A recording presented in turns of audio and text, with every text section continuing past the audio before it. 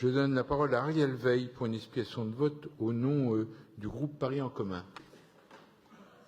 Monsieur le maire, chers collègues, je ne peux pas ne pas intervenir concernant un accident si grave qui s'est produit tout près d'ici. D'abord, je voudrais dire toute ma douleur, celle de l'ensemble du Conseil de Paris Centre, et évidemment toute notre solidarité envers la famille endeuillée par ce terrible accident qui a eu lieu effectivement le 23 septembre dernier à l'angle des rues Saint-Honoré et Castiglione, et ajouter qu'elle s'étend évidemment à toute la communauté scolaire qui a été très choquée. Bien sûr, un tel drame, cher Jérémy Redler, ne doit plus se reproduire, jamais, et pourtant il ne cesse de se répéter.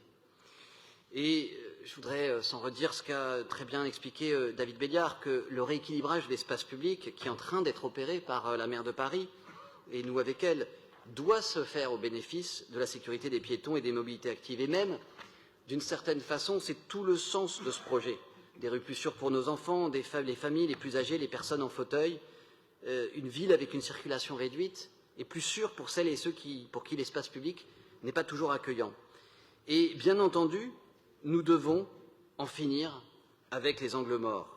Ce point noir de la sécurité routière en ville, et tout particulièrement dans le centre, dense, avec des rues étroites.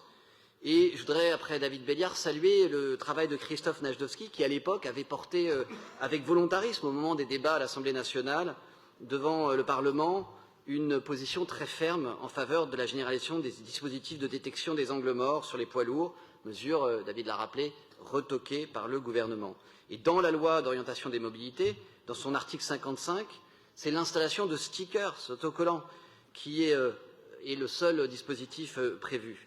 Alors, à l'évidence, notre cadre est insuffisant et inadapté, et il faut redemander au gouvernement d'aller plus loin et d'instaurer au plus vite une obligation des systèmes de détection pour les poids lourds, mesure qui aurait dû être dans le texte de loi.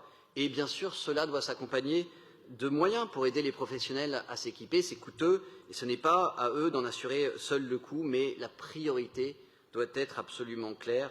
Et donc je remercie Jérémy Redler pour son vœu initial et je remercie l'exécutif pour le très bon vœu qui lui répond. Merci et je vous invite à voter, bien sûr. Merci beaucoup, Monsieur le maire de Paris Centre.